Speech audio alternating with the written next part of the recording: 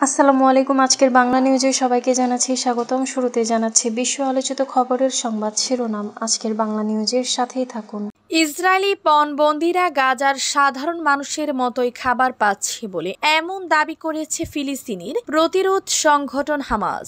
সংগঠনটি বলেছে, অবরুদ্ধ গাজা উপত্যকায় খাদ্য সংকটের মধ্যে তারা পণবন্দীদের ইচ্ছাকৃতভাবে অনাহারে রাখছে না, তবে জনগণ ও যোদ্ধারা যেটুকু খায় বন্দীরাও সেটুকুই পাচ্ছে। ইউক্রেনের প্রেসিডেন্ট ভলোদিমির জেলেনস্কি বলেছেন, মস্কোর সঙ্গে বন্দি বিনিময়ের জন্য কিয়েভ একটি তালিকা তৈরি করছে। গত মাসে তুরস্কে অনুষ্ঠিত সবশেষ বৈঠকে উভয় পক্ষ এই চুক্তিতে একমত হয়েছিল। খবর আনাদোলুর। ফিলিস্তিনের অবরুদ্ধ গাজায় 10 লাখ নারী ও কন্যা শিশু অনাহারে আছে, কেননা অঞ্চলটিতে মানবিক সংকট আরও খারাপ হচ্ছে। সুইজারল্যান্ডের জেনেভায় জাতিসংঘের কার্যালয় ও তথ্য জানিয়েছে। খবর সংবাদ সংস্থা মেহের। গাজায় খাদ্য ও চিকিৎসা সরঞ্জাম সরবরাহকারী মানবিক সংস্থাগুলোর জন্য 20 মিলিয়ন অস্ট্রেলিয়ান ডলার, প্রায় 13 মিলিয়ন মার্কিন ডলার দেওয়ার ঘোষণা করেছে অস্ট্রেলিয়ার পররাষ্ট্র ও বাণিজ্য বিভাগ ডিএমএটি। ক্ষুধার্ত পরিবারের জন্য খাবারের খুঁজে 5 ঘন্টার পর পারি চোখে গুলি খেয়ে ফিরল 15 বছর বয়সী ফিলিস্তিনি কিশোর আব্দুল রহমান আবু জাজার। ইসরায়েলি সেনাদের গুলি লাগে তার চোখে। বর্তমানে সে হাসপাতালে চিকিৎসাধীন। বিএনপির ভারপ্রাপ্ত চেয়ারম্যান তারেক রহমান ছাত্র দলের নেতা কর্মীদের উদ্দেশ্যে বলেছেন, মনে রাখবে, যদি তোমরা আগামী দিন সাহস ও সততার সঙ্গে এগিয়ে যাও, তাহলে বাংলাদেশের গণতন্ত্রকামী জনগণ তোমাদের সঙ্গে আছে। ইনশাল্লাহ তোমাদের সঙ্গে ভবিষ্যতেও তারা থাকবে। এতক্ষণ শুনছিলেন বিশ্ব আলোচিত খবরের সংবাদ শিরোনাম। এবার বিস্তারিত। গাজার সাধারণ জনগণ ও ইসরায়েলি পণবন্দীরা একই খাবার খায়, জানিয়েছেন হামাস। ইসরায়েলি পণবন্দীরা গাজায় সাধারণ মানুষের মতোই খাবার পাচ্ছে বলে এমন দাবি করেছে ফিলিস্তিনির প্রতিরোধ সংগঠন হামাস। সংগঠনটি বলেছে, অবরুদ্ধ গাজা উপত্যকায় খাদ্য সংকটের মধ্যেও তারা পণবন্দীদের ইচ্ছাকৃতভাবে অনাহারে রাখছে না, তবে জনগণ ও যোদ্ধারা যেটুকু খায় বন্দীরাও সেটুকুই পাচ্ছে। হামাসের ভাষায় চলমান অবরোধের মধ্যে কোনো বিশেষ সুবিধা দেওয়া সম্ভব নয়। রোববার হামাসের বরাদ্দে গাজা সিটি থেকে বার্তা সংস্থা এএফপি এ খবর জানিয়েছে। হামাসের সামরিক শাখা আল কাসাম ব্রিগেড এক বিবৃতিতে জানিয়েছে, হামাস ইচ্ছাকৃতভাবে বন্দীদের অনাহারে রাখে না। রাশিয়ার সঙ্গে বন্দি বিনিময়ের প্রস্তুতি নিচ্ছে ইউক্রেন। ইউক্রেনের প্রেসিডেন্ট ভলোদিমির জেলেনস্কি বলেছেন, মস্কোর সঙ্গে বন্দি বিনিময়ের জন্য কিয়েভ একটি তালিকা তৈরি করছে। গত মাসে তুরস্কে অনুষ্ঠিত সবশেষ বৈঠকে উভয় পক্ষ এই চুক্তিতে একমত হয়েছিল। খবর আনাদোলুর। জাতীয় নিরাপত্তা ও প্রতিরক্ষা কাউন্সিলের সচিব রুস্তেম উমেরভ এবং প্রেসিডেন্টের কার্যালয়ের প্রধান আন্দ্রি ইয়েরমাকির সঙ্গে তুরস্কের ইস্তাম্বুলে সম্পাদিত চুক্তি বাস্তবায়নের বিষয়ে বৈঠকের পর জেলেনস্কির এই মন্তব্য সামনে এলো। তৃতীয় দফা আলোচনার পর ইউক্রেন আগস্টের শেষের আগে রাষ্ট্রপ্রধানের একটি বৈঠকের প্রস্তাব করেছিল এবং উভয় পক্ষ যুদ্ধবন্দী বিনিময় অব্যাহত রাখার বিষয়ে ঐকমত্য পৌঁছেছিল। গাজায় অনাহারে 10 লাখ নারী ও শিশু, জানিয়েছেন জাতিসংঘ। ফিলিস্তিনের অবরুদ্ধ গাজায় 10 লাখ নারী ও কন্যা শিশু অনাহারে আছে, কেননা অঞ্চলটিতে মানবিক সংকট আরও খারাপ হচ্ছে। সুইজারল্যান্ডের জেনেভায় জাতিসংঘের কার্যালয় এ তথ্য জানিয়েছে। খবর সংবাদ সংস্থা মেহের। সামাজিক যোগাযোগ মাধ্যম এক্সে এক পোস্টে জাতিসংঘ জানিয়েছে, গাজায় 10 লাখ নারী ও কন্যা শিশু অনাহারে রয়েছে।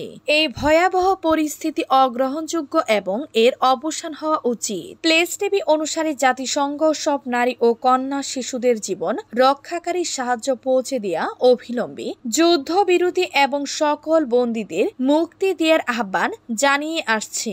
এর আগে গত রোববার গাজায় আরও সাহায্য প্রবেশের জন্য বিমান হামলায় আংশিক বিরতি ঘোষণা করে ইসরায়েল। ব্যাপক অনাহার এবং অপুষ্টিজনিত মৃত্যুর ঘটনায় আন্তর্জাতিক নিন্দার পর এ পদক্ষেপ নেয় তেল আবিব।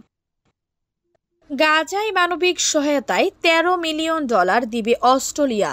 গাজায় খাদ্য ও চিকিৎসা সরঞ্জাম সরবরাহকারী মানবিক সংস্থাগুলোর জন্য 20 মিলিয়ন অস্ট্রেলিয়ান ডলার প্রায় $13 মিলিয়ন মার্কিন ডলার দেওয়ার ঘোষণা করেছে অস্ট্রেলিয়ার পররাষ্ট্র ও বাণিজ্য বিভাগ ডিএফএটি। ডিএফএটি এক বিবৃতিতে জানিয়েছে নতুন মানবিক করিডোর পরিপ্রেক্ষিতে এই সহায়তা প্রদান করা হচ্ছে। অস্ট্রেলিয়ান পররাষ্ট্র মন্ত্রী পেনি ওং বলেন, আন্তর্জাতিক আদালতের বাধ্যতামূলক আদেশ অনুসারে গাজায় সহায়তা পৌঁছাতে ইসরায়েল যেন পূর্ণ ও অবিলম্বে অনুমতি দেয়। এই দাবিতে অস্ট্রেলিয়া বরাবরই আন্তর্জাতিক আহ্বানের অংশ হয়েছে। তিনি বলেন, গাজায় সাধারণ জনগণের দুঃখ কষ্ট ও অনাহার বন্ধ হওয়া উচিত। এই ঘোষণা এমন এক সময় এলো যখন একদিন আগে কয়েক হাজার অস্ট্রেলিয়ান সিডনি হারবার ব্রিজ অতিক্রম করে মিছিল করেন, যেখানে তারা অস্ট্রেলিয়া সরকারকে আহ্বান জানান যেন তারা ইসরায়েলের উপর চাপ সৃষ্টি করে যাতে গাজায় ফিলিস্তিনদের অনাহার বন্ধ হয় এবং প্রয়োজনে নিষেধাজ্ঞা আরোপ করা হয়। ত্রাণের জন্য 5 ঘন্টার পথ পাড়ি চোখে গুলি খেয়ে ফিরল ফিলিস্তিনি কিশোর।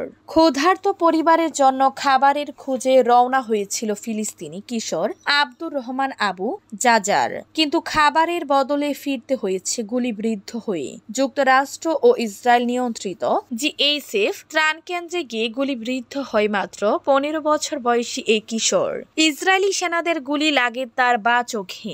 বর্তমানে সে হাসপাতালে চিকিৎসা দিন। খবর আল জাজিরার। বা চোখে সাদা রঙের ব্যান্ডেজ বাঁধা অবস্থায় হাসপাতালের বিছানায় শুয়ে থাকা জাজার আল জাজিরাকে জানায়, চোখে গুলি লাগার পরও ইসরায়েলি সেনারা তাকে লক্ষ্য করে অনবরত গুলি ছুটতে থাকেন। তখন জাজারের মনে হয়েছিল এই বুঝি শেষ, মৃত্যু সন্নিকটে। কিশোর জাজার বলেন, আমার ও ভাই বোনদের খাওয়ার মতো কিছু না থাকায় রাত প্রায় 2টার দিকে প্রথমবারের মতো ওই ত্রাণ কেন্দ্রে যাই। অনেক ভিড়ের মধ্যে গাজা নগরীর আল মুনতাজাহ পার্কের ওই কেন্দ্রে পৌঁছাতে জাজারের প্রায় 5 ঘন্টা সময় লেগেছিল। আমরা দৌড়াচ্ছিলাম, ঠিক তখন ওরা গুলি করা শুরু করে। আমি আরো 3 জনের সঙ্গে ছিলাম, 3 জনই আহত হয়। বিএনপির সব রাজনৈতিক ক্ষমতার উৎস জনগণ, জানিয়েছেন তারেক রহমান। বিএনপির ভারপ্রাপ্ত চেয়ারম্যান তারেক রহমান ছাত্রদলের নেতাকর্মীদের উদ্দেশ্যে বলেছেন, মনে রাখবে, যদি তোমরা আগামী দিন সাহস ও সততার সঙ্গে এগিয়ে যাও তাহলে বাংলাদেশের গণতন্ত্রকামী জনগণ তোমাদের সঙ্গে আছে ইনশাল্লাহ। তোমাদের সঙ্গে ভবিষ্যতেও তারা থাকবে। মনে রাখবে, বাংলাদেশের জনগণই বিএনপি তথা বাংলাদেশ জাতীয়তাবাদী শক্তির সব রাজনৈতিক ক্ষমতার উৎস। রবিবার রাজধানীর শাহবাগে জুলাই গণ অভ্যুত্থানের শহীদদের স্মরণে ছাত্রদল আয়োজিত সমাবেশে লন্ডন থেকে ভার্চুয়ালি যুক্ত হয়ে প্রধান অতিথির বক্তব্যে তিনি এসব কথা বলেন। বিএনপির ভারপ্রাপ্ত চেয়ারম্যান বলেন, এই মুহূর্তে আমার সামনে উপস্থিত ভবিষ্যৎ বাংলাদেশ। বাংলাদেশের সম্ভাবনাময় লাখো লাখো মুখ, তোমরাই আগামী দিনের বাংলাদেশ। ফেসিবাদ মুক্ত বাংলাদেশে তোমরাই প্রতিষ্ঠিত করবে নিজেদের অধিকার। আজকে প্রবীণ যারা, তাদের অভিজ্ঞতা, পরামর্শ আর তোমাদের বিচক্ষণ ও বুদ্ধিদীপ্ত ভূমিকায় নির্মিত হবে ইনশাল্লাহ আগামী দিনের বাংলাদেশ।